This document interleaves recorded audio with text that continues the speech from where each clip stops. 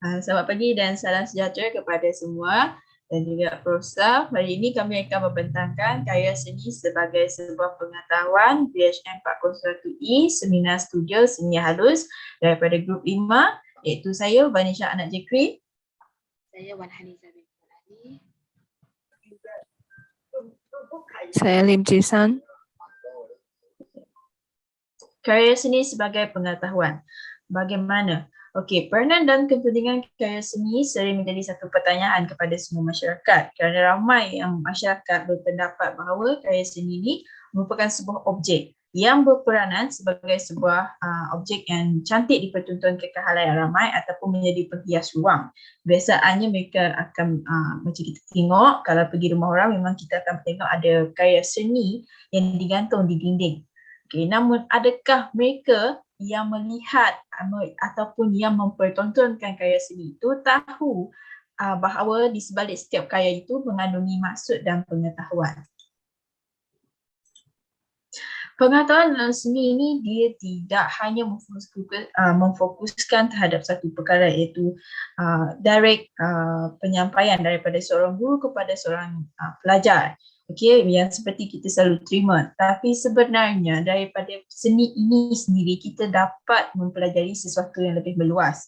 Kerana kita tidak hanya belajar ataupun mengetahui perkara teknikal seperti cara untuk membuat painting, iaitu daripada macam mana kita tengok teknik catatan itu seperti impasto ke ataupun sculpture yang dibina menggunakan besi ataupun perkara-perkara yang sewaktu dengannya lah.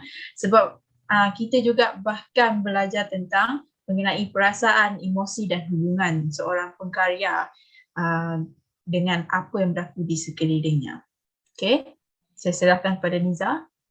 Okey, kita ambil contoh karya daripada seorang artis yang bernama Tracy Karimat ini. Beliau lahir 3 Julai, merupakan artis Inggeris yang terkenal dengan karya seni, autobiografi dan konvensional. Beliau menggunakan pelbagai jenis media seperti drawing, video dan installation art, sculpture dan painting, dan kehidupannya sendiri menjadi sebagai subjek seninya. Karya-karya beliau adalah pengakuan, provokatif dan transgresif, sering menggambarkan perbuatan seksual ataupun dan organ perbiakan.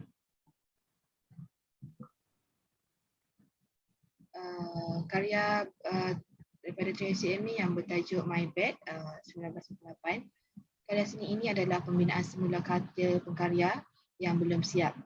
Idenya datang selepas tempoh kemurungannya sendiri disebabkan oleh hubungan yang sukar yang dialaminya dan ketagihan alkohol. Karya seni ini menceritakan semula kisah hidup beliau yang pulih daripada kemurungan, dan hasil karya seni itu menunjukkan keadaan bilik yang kucar-kacir dan pengkarya seperti menunjukkan perasaan yang sudah muak dengan keadaan yang dialaminya. Dalam karya seni itu dapat dilihat baju kotor, rokok, botol minuman keras, ujian kehamilan,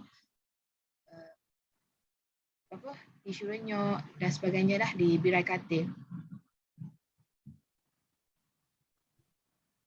Hasil karya seni ini kita dapat dihubung kaitkan dengan karya seni sebagai pengetahuan dari aspek persekitaran dan sosial budaya kepada audiens. Apabila audiens menontonnya lah.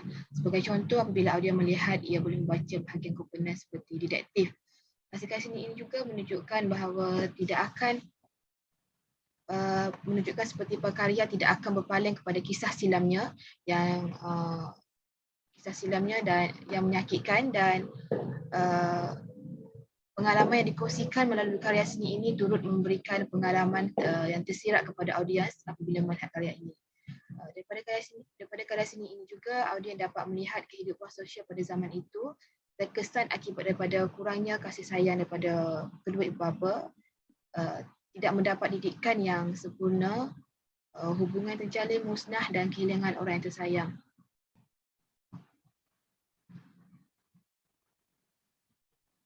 Hasil karya seni ini seperti memberikan kesedaran bahawa dalam kehidupan kisah harian kita memerlukan kasih sayang, didikan agama, didikan yang sempurna daripada kedua ibu bapa kita, memerlukan jalinan hubungan daripada semua pihak yang jalingan hubungan yang baik agar memberi kesan dan pengalaman hidup yang baik walaupun kita jalani kehidupan pada peringkat umur yang berbeza dan zaman yang berbeza-beza.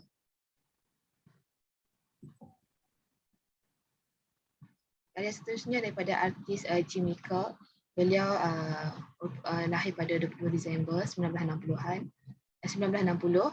Beliau merupakan seorang artis Amerika yang mencapai kejayaan pada tahun 1940 dan sebahagian daripada gerakan Neo-Expressionism.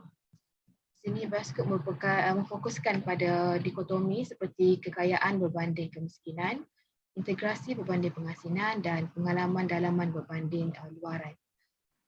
Dalam karyanya dia memasukkan puisi seperti drawing dan painting, teks perkahwinan dan imej, abstraksi, kiasan dan maklumat sejarah bercampur dengan kritikan kontemporari. Dia menggunakan ulasan sosial dalam lukisannya sebagai alat untuk introspeksi dan untuk mengenal pasti dengan pengalamannya dalam komuniti kulit hitam pada zamannya serta serangan terhadap struktur kuasa dan sistem perkauman.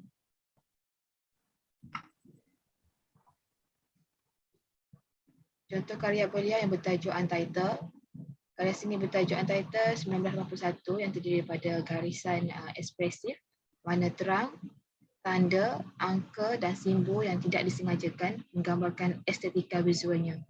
Di dalam karya itu mempunyai 3 skema, figura lelaki berwajah kosong, bahagian badan dan ekspresi yang digambarkan dengan garis isyarat yang ringkas bahawa senjata dan di sisi imej dan memancarkan aura mistik yang diperkuatkan oleh lingkaran cahaya yang berlega di sekeliling kepala. Jika dilihat pada karya itulah. Imeja seperti mahkota ialah tanda dagangan. Baginya ia melambangkan apa yang dilihatnya sebagai keunggulan rohani lelaki Amerika dalam masyarakat moden. Landscape yang mengelilingi figura itu sendiri daripada simbol prasejarah dan hieroglif Mesir yang menggambarkan unsur semula jadi seperti matahari, bulan, bintang dan air. Terdapat juga 2 pusat haiwan, satu ganas dan liar, satu lagi reput dan hampir rangka. Ia mewakili kematian lah. Melalui manipulasi garis, warna dan simbol yang mahir, beliau meneroka kehidupan, kematian, rohani, gaib dan fizikal dalam ruang visual yang konkret. Hasil karya seni itu dapat dihubung kait dengan karya seni sebagai sebuah pengetahuan. Ianya boleh dilihat dari aspek formal dan peristirekaan dalam ilmu pendidikan, seni, sosial budaya, sejarah dan agama. Sebagai contoh, apabila audiens melihat karya beliau pada hari ini perkara telah pun menerapkan aspek formal dan peristirekaan yang menyeluruhlah dalam fasilah karya.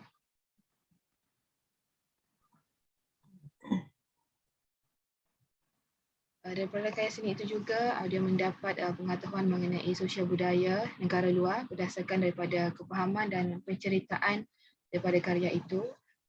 Ia menunjukkan seperti tujuan karya itu menunjukkan meluah perasaan dan menginginkan audiens faham dan terdedah kepada beberapa perkara yang sama apabila mereka melihatnya walaupun karya itu dipamerkan pada zaman yang berbeza. Karya seni itu juga memberi pengetahuan kepada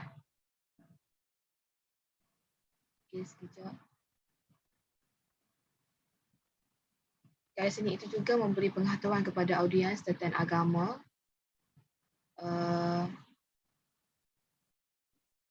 seperti hasil daripada karya seni itu seperti menunjukkan pakarya banyak menerapkan agama dan budaya hidup.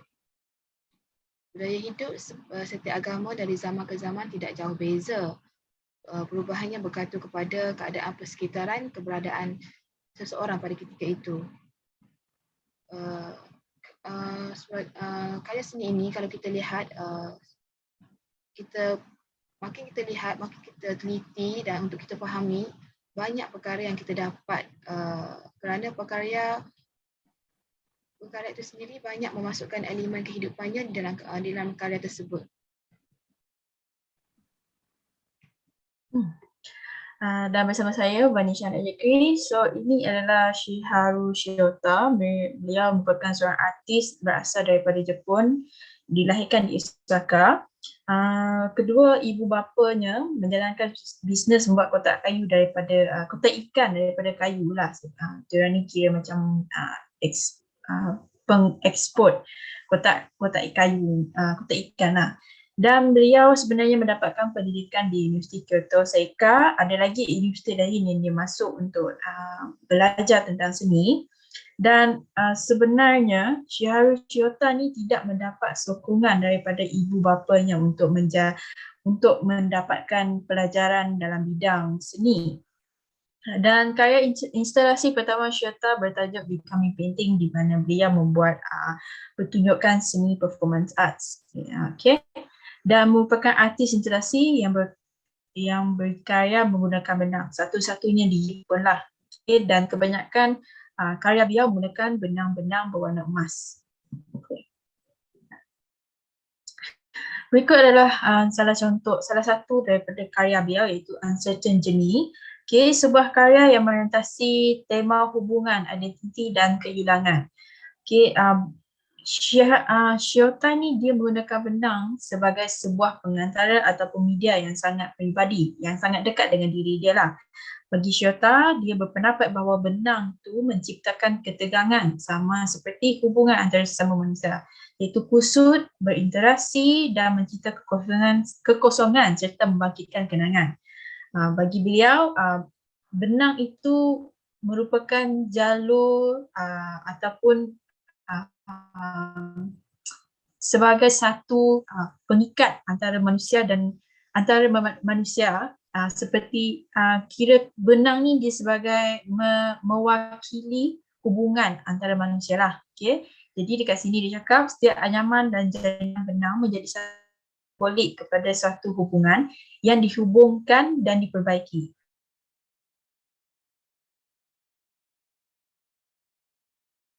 Dan warna merah.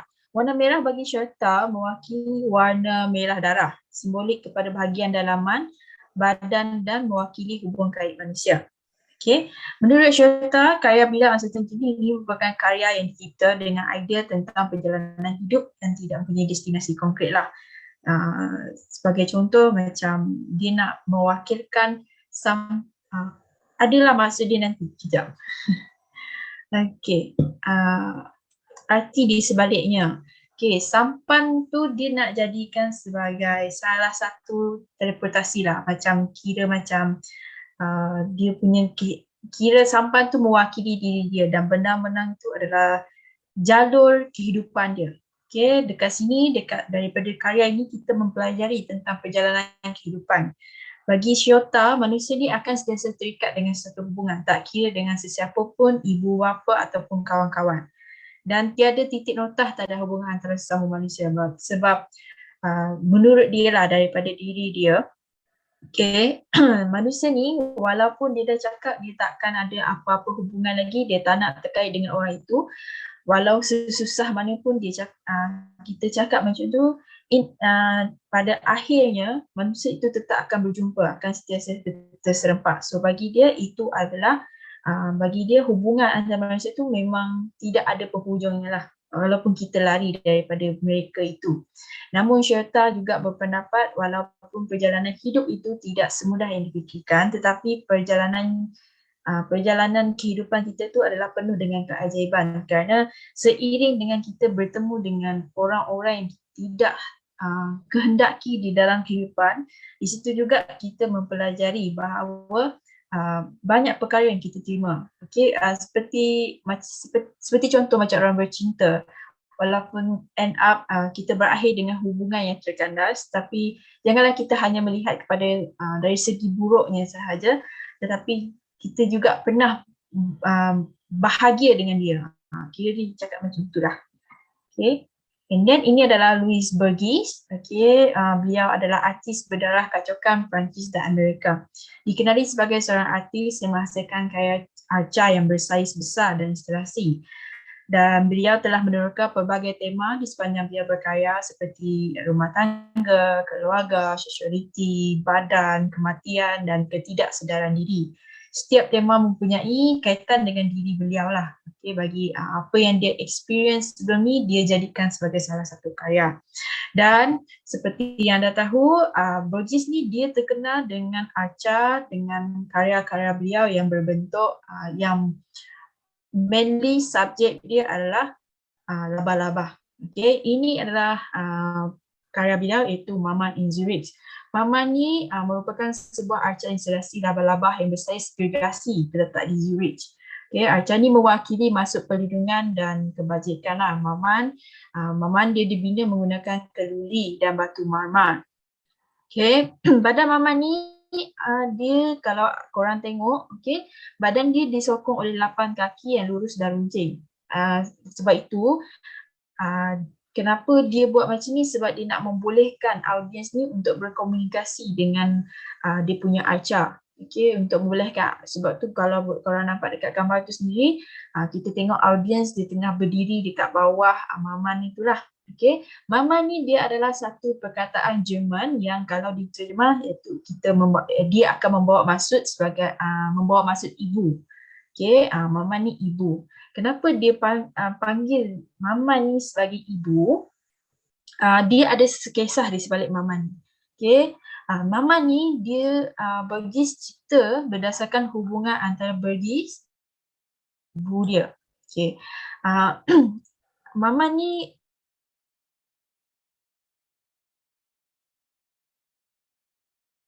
di bahagian perut seperti ibu mengandung.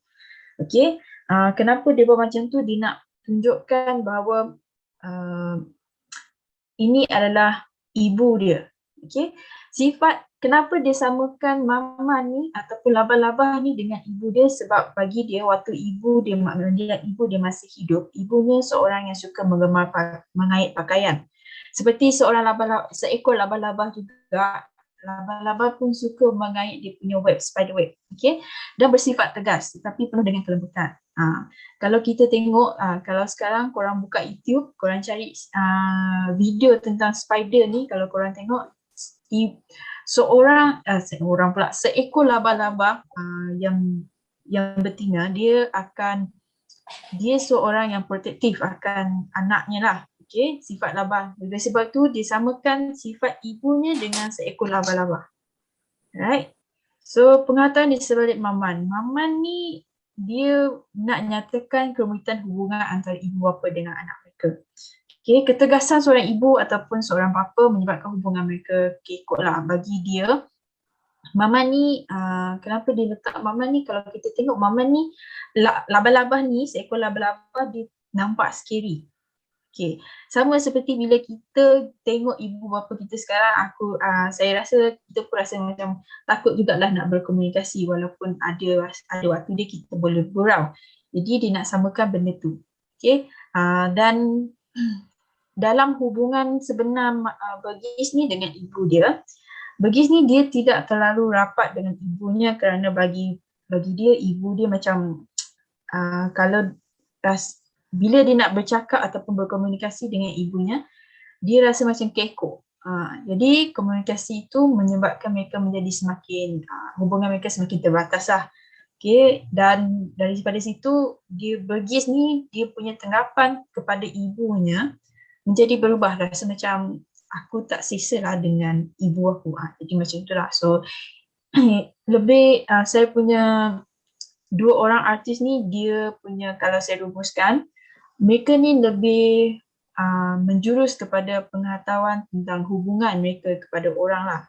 Okay, secara tidak sengajanya, mereka menyatakan bahawa setiap orang, kita ni sebagai manusia memang tak dapat lari daripada hubungan dengan orang, even family sendiri. So dekat sini kita boleh tengok Shota punya arca lebih lebih secara umum lah, dia punya menampilkan hubungan secara umum sesama manusia. Tetapi Burgess ni dia punya hubungan lebih eksklusif kerana dia mengaitkan diri dia dengan hubungan dia dengan ibu dia. Okay, so daripada sini kita dapat belajar bahawa hubungan kita ini, walaupun kita boleh cakap kita ni tak selesa dengan orang tu, tapi still mereka ada kaitan dengan diri kita. Kira macam itulah. Ini adalah Kate Haring yang dilahirkan pada 4 Mei 1958 di Reading, Pennsylvania. Beliau mempelajari kemahiran asas kartun daripada bapaknya dan daripada budaya populer di sekelilingnya. Beliau diilhamkan oleh karya Jean Buffett, Pierre William Bryan, dan Manifesto The Art Spirit Robert Henry yang mengenaskan kebebasan asasi artis. Beliau juga menyatukan daya tarikan kartun dengan tenaga mentah artis art seperti Jean yang mengembangkan estetika pop graffiti yang luar biasa. Beliau sangat menyokong komuniti LGBT, terutamanya yang diagnosis dengan HIV atau AIDS, dan mengutuk pergaulan dan ketidakadilan. Beliau juga menyertai gerakan anti-apartheid antarabangsa untuk menentangkan kuasa penindasan kerajaan Afrika Selatan yang pergaulan.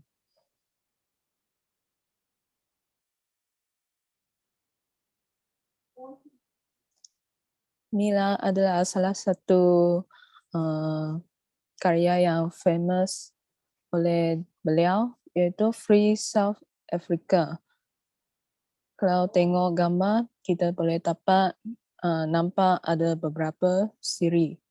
Artis menggunakan lukisan untuk menangani ketidakadilan sosial di seluruh dunia, terutamanya pergaulan dan apartheid di Afrika Selatan.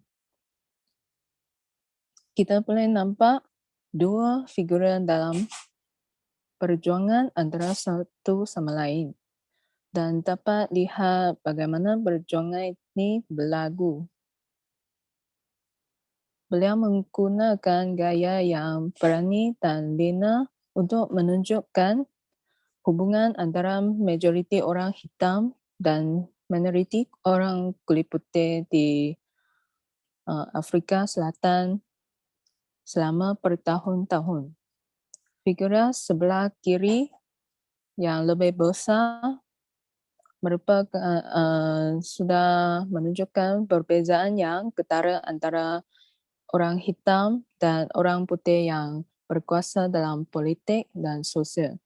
Ketidaksamaan kuasa orang putih ditunjukkan dengan tali di leher orang hitam.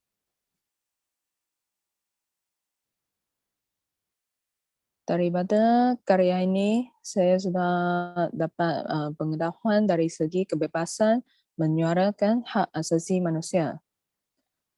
Daripada lukisan ini kita dapat merasakan kemahiran artis terhadap penyalahgunaan kuasa, dan artis juga menyedarkan orang ramai tentang realiti kejam melalui karya ini supaya orang ramai dapat merenungnya.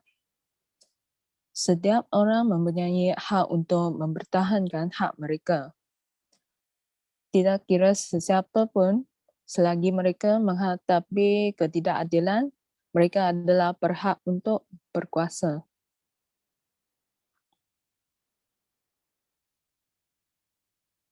Christian Boltanski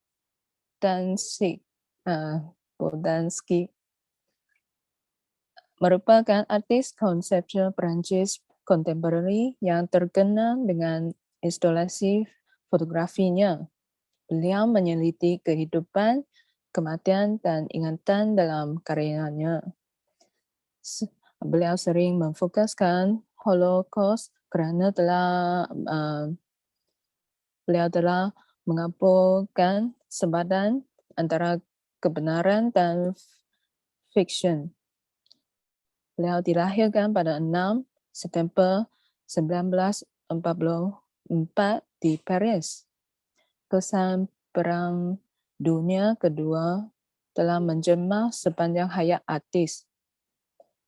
Beliau juga pandai guna objek untuk ganti subjek yang tidak hadir ataupun yang tidak dapat lihat, membawa kerohanian dan meditasi dan mengikuti jejak artis konseptual tahun 1960-an dan 1970-an, yaitu Joseph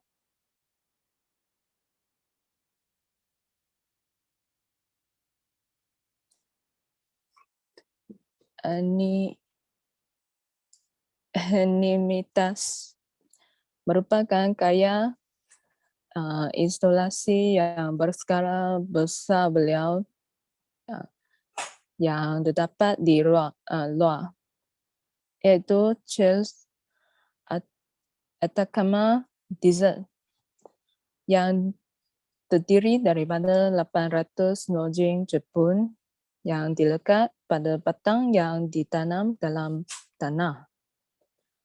Lojing yang berbunyi semasa ditiup angin bagi dia sudah mengeluarkan muzik jiwa.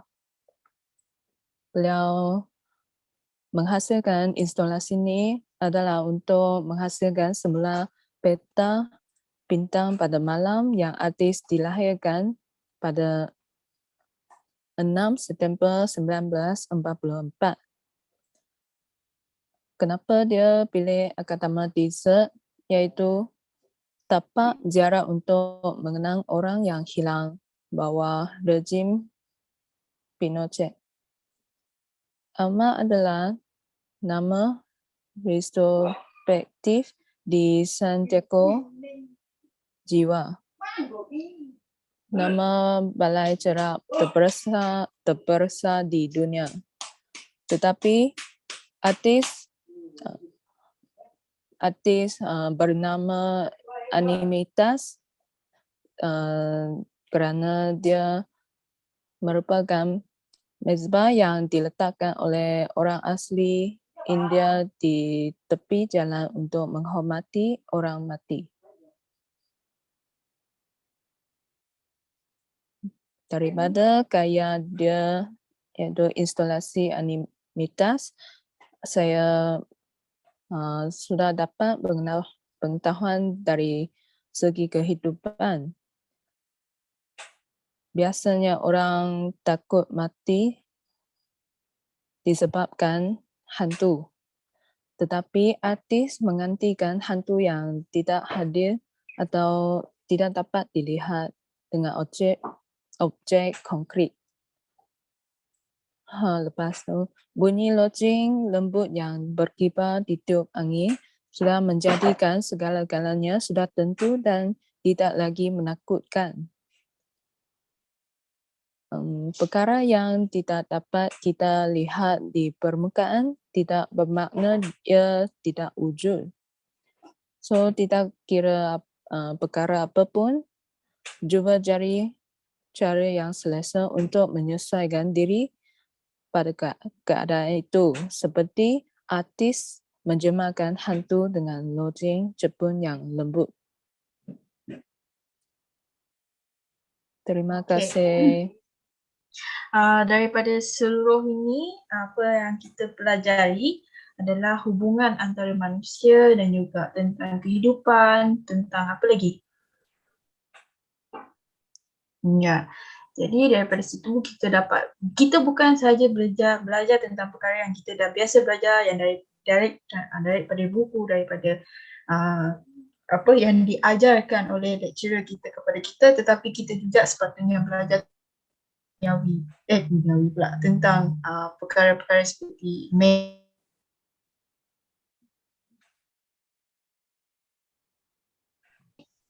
sebagai seorang anak-anak seni, kita sepatutnya tahu tentang perkara itu dan kita sepatutnya sebarkan, berikan sedaran ini kepada orang ramai. Jadi ada apa lagi everyone?